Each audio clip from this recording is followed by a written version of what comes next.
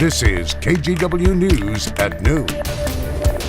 And we start today's News at Noon with this breaking news. Highway 30 is closed right now near Scappoose because of police activity.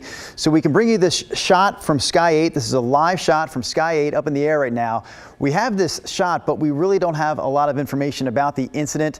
Again, we can tell you Highway 30 near Scappoose closed right now because of that police activity. And as we learn more about what exactly is going on there, we'll bring you that update here, hopefully within the next half hour. Today, I want to talk about one aspect of Putin's war that affects and has real effects on the American people. Putin's price hike that Americans and our allies are feeling at the pump. That is President Biden speaking about gas prices around the country, which continue to be sky high because of the war in Ukraine. During that speech today, the president also announced his new plan to help bring those prices down. Welcome to the News at Noon. I'm Drew Carney. The president said one of the ways he plans to lower those prices is by releasing 1 million barrels of gas a day from the United States Oil Reserve. And he's also calling on oil companies to increase their production. Again, this is all in an effort to drop prices at the pump, although the president acknowledged nothing is going to change overnight. So here's where gas prices stand right now. This is all according to AAA. The national average is at $4.23 a gallon. In Oregon, it's at $4.71, which is about 70 cents higher than it was just a month ago.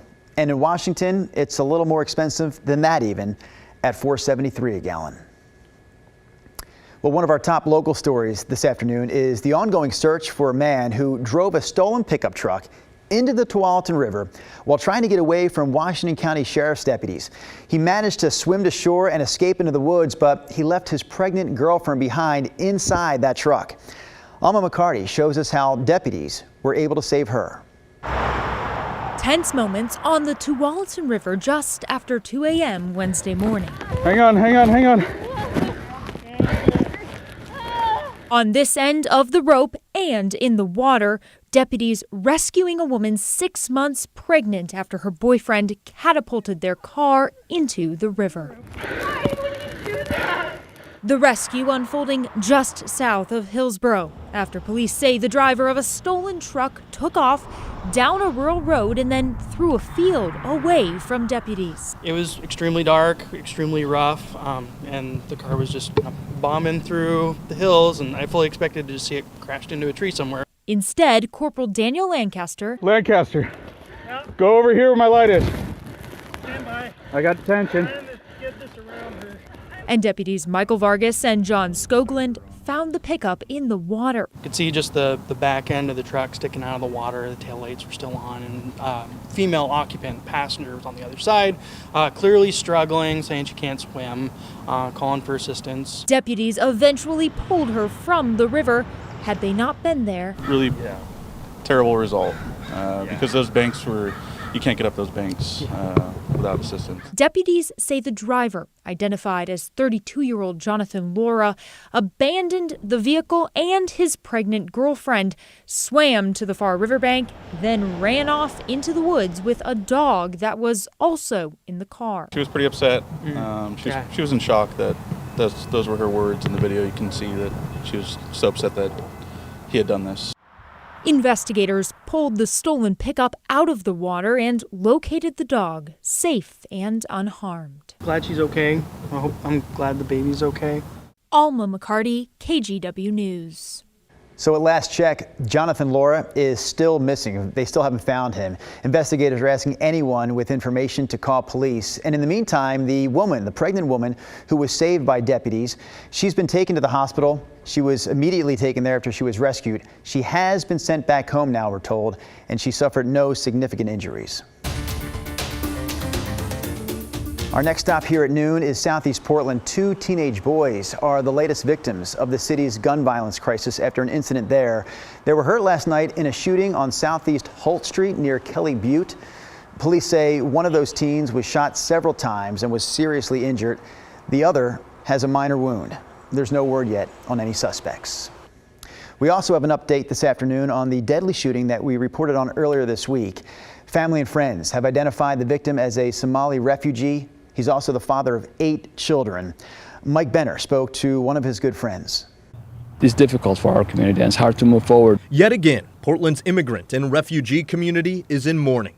Just weeks after losing a young mother to gun violence, they've lost another beloved member of the community to the very same thing. Very generous, respected the whole community. I mean, it was really hard because it was one of the well-liked member of the community. Musa Alol is remembering his friend, Shani Mohammed.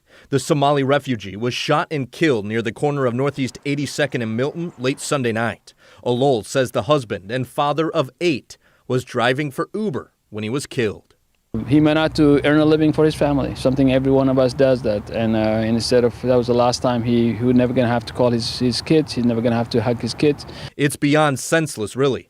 So too is this. Mohammed happens to be the 4th person shot and killed near 82nd and Milton in the last 8 months. No one thought about it. Somebody who moved away, ran away from Somalia with his family because of the certain violence to be dying in the streets of Portland. Unfortunately, the streets of Portland have seen a lot of bloodshed in 2022. Since the start of the year, more than 20 people have been killed in more than 370 confirmed shootings. That is unacceptable statistics. Every citizen should be safe in our city. Sadly, that's not the case. And for proof, look no further than the shooting death of Shani Mohammed, whose family and friends are hoping for an arrest in the case. We're all part of the city. We're all our Portlanders. We all live around this area. That means that one killer that could potentially kill another one of us is being caught. In Portland, Mike Benner for KGW News. A GoFundMe, by the way, has been launched to help the family with expenses. You can find a link to it on our website, kgw.com. Because of the strategy we executed over the past year on vaccinations, testing, treatments, and more, we're now in a new moment in this pandemic. Does not mean that COVID-19 is over. It means that COVID-19 no longer controls our lives. That's what it means. So that is President Biden after getting his second COVID booster shot yesterday. After the CDC recommended another dose for people 50 and older earlier this week, health officials in both Oregon and Washington have also given that second COVID booster shot the green light. The shot is now available at local pharmacies. All right, we're talking about NASA scientists in this next story because they found a star recently that is so far away, its light has taken 13 billion years to reach us. That's a record, by the way, breaking the previous mark by 4 billion years. This new star they found is called Earendel. It was spotted using the Hubble Space Telescope. Scientists were able to see the star using what's called gravitational lensing. I'm going to assume, like me, you don't know what that is. So we found out gravitational lensing is a natural phenomenon that acts like a very powerful magnifying glass. What we know so far is that it's very big, it's very bright. That's part of how we were able to see it. It's probably 1 million times brighter than our own sun. We know of other stars that are that bright, but it's we think the earliest stars might have been even brighter and bigger. So Coe says this star they just found likely burned out after a few million years.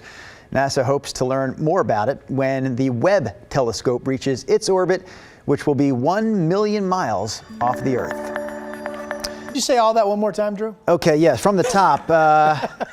Actually, some of those numbers now escape me, Rod. I don't know why. How about what you're finding there on the radar? It appears to be scattered showers. Yeah, we were all just in the newsroom. What a incredibly interesting find, right? All right, yeah, showers, and they're still being persistent. You see they're lined up out to sea, the northwesterly flow pattern bringing them through Portland.